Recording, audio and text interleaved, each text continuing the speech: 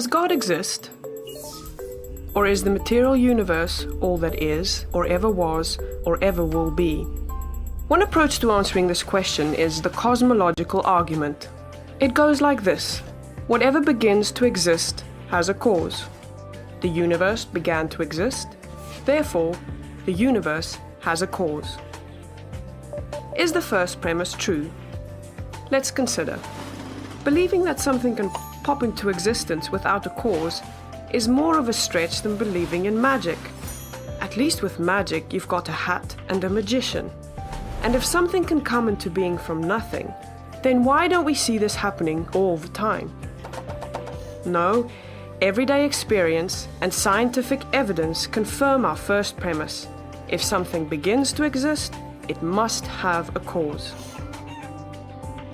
But what about our second premise? Did the universe begin, or has it always existed? Atheists have typically said that the universe has been here forever. The universe is just there, and that's all. First, let's consider the second law of thermodynamics.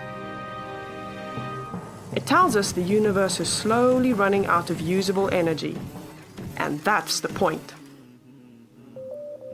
If the universe had been here forever, it would have run out of usable energy by now.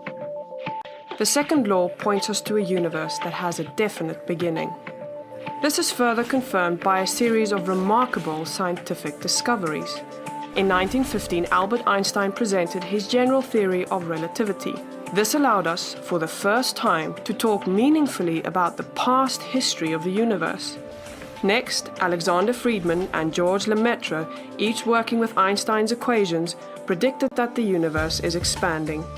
Then in 1929, Edwin Hubble measured the red shift in light from distant galaxies. This empirical evidence confirmed not only that the universe is expanding, but that it sprang into being from a single point in the finite past. It was a monumental discovery, almost beyond comprehension.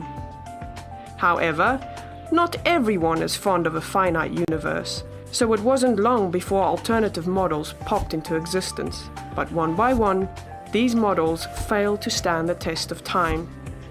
More recently, three leading cosmologists, Arvin Bord, Alan Guth, and Alexander Vilenkin, prove that any universe which has on average been expanding throughout its history cannot be eternal in the past, but must have an absolute beginning. This even applies to the multiverse, if there is such a thing. This means that scientists can no longer hide behind a past eternal universe. There is no escape. They have to face the problem of a cosmic beginning. Any adequate model must have a beginning, just like the standard model. It's quite plausible then that both premises of the argument are true. This means that the conclusion is also true. The universe has a cause. And since the universe can't cause itself, its cause must be beyond the space-time universe. It must be spaceless, timeless, immaterial, uncaused, and unimaginably powerful, much like God. The cosmological argument shows that, in fact, it is quite reasonable to believe that God does exist.